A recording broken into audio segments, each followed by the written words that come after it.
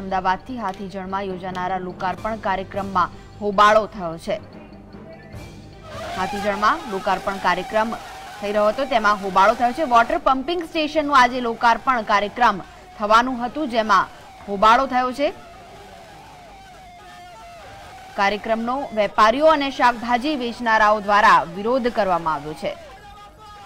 તો આ વિશે જ વધુ માહિતી માટે જોડાઈ ગયા છે અમારા સંવાદદાતા ઝલકજી। ઝલક, લોકાર્પણનો કાર્યક્રમ હતો જ્યાં વિરોધ થયો છે અને વેપારી અને શાકભાજીના જે વેપારીઓ અને શાકભાજીના વેપારીઓ છે તેમણે વિરોધ કર્યો છે, શું માહિતી છે? જી આજે અમદાવાદ મ્યુનિસિપલ કોર્પોરેશન દ્વારા રામોલ હાથીજણ વોર્ડમાં 4 વોટર પમ્પિંગ સ્ટેશનનું લોકાર્પણ છે। સાંજે 5:15 કલાકે આ કાર્યક્રમ હોવાથી મંત્રીશ્રી તેમજ પરેશ રાવલ આવવાના હોવાથી કોર્પોરેશન દ્વારા 2 દિવસથી સઘન તૈયારીઓ ચાલી રહી છે। 2 દિવસથી જે અહીં શાક માર્કેટ ભરાય છે ત્યાં શાક માર્કેટ વાળાઓને કહેવામાં આવ્યું છે કે ભાઈ મંત્રીઓનો કાર્યક્રમ હોવાથી તમારે 2 દિવસ ધંધો કરવો નહીં, મેદાન ખુલ્લું રાખવું, જેને કારણે લોકોમાં ઉગ્ર રોષની લાગણી જોવા મળે છે।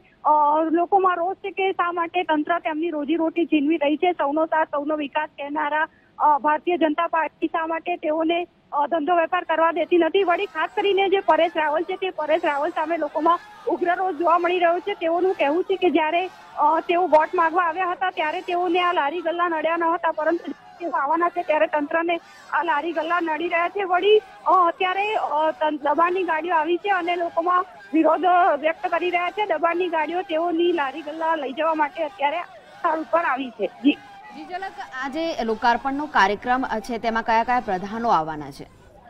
જી આજે જે લોકાર્પણનો કાર્યક્રમ છે તેમાં મેયર, કમિશનર તેમજ જે પરેશ રાવલ તેમજ પ્રદીપસિંહ જાડેજા જેવા અતિથિ વિશેષ હાજર રહેવાના હોવાથી કોર્પોરેશન દ્વારા આ પ્રકારનું કાર્યવાહી કરવામાં આવી છે। જી ઝલક, જે લોકો વિરોધ કરી રહ્યા છે, વેપારી અને શાકભાજી વેચનારાઓ વિરોધ કરી રહ્યા છે, તે લોકોની શું માંગ છે?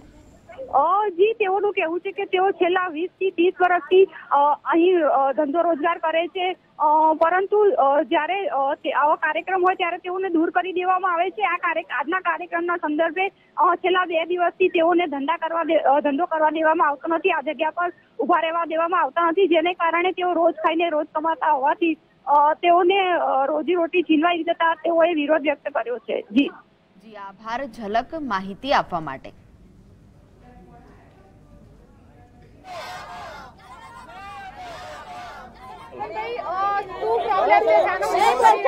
અમારે એક જ રોજ છે કે અમારે ન્યાય જોઈએ છે। અમારે 20-25 વર્ષથી અહીંયા ગલ્લા જે દુકાનો છે, બરાબર, અમે શાકભાજીની માર્કેટ ભરીએ છીએ અહીંયા રોજ સાંજે 3 થી રાત્રે 10 વાગ્યા સુધી। અમારે 200 થી 250 માણસ છે।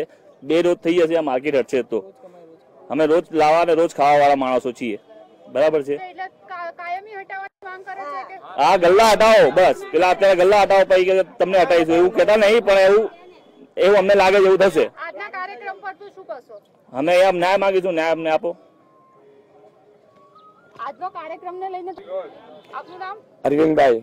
અરવિંદભાઈ, આજે કાર્યક્રમ છે, શું તમને કહેવામાં આવ્યું છે? આજના કાર્યક્રમ એવું છે બેન કે આજે પરેશભાઈ છે, સાહેબ છે, રાવલ છે, એ આવવાના છે, બરોબર, અને બીજા કોઈ પણ વ્યક્તિ આવવાના છે, એ કારણે અમારી માર્કેટ 3 દિવસથી બંધ રખાઈ છે, બરોબર। બીજું કે લારી ગલ્લા જે પણ હતું એ બધું અમારી પાસે અટાવડાયું છે, તોડફોડ કરી નખાયું છે, બરોબર। બીજી વાત છે કે ગમે ત્યારે આ પ્રોગ્રામ થાય અમારે 1 વર્ષની અંદર તો 4 વખત તમને હેરાન કરે જ છે।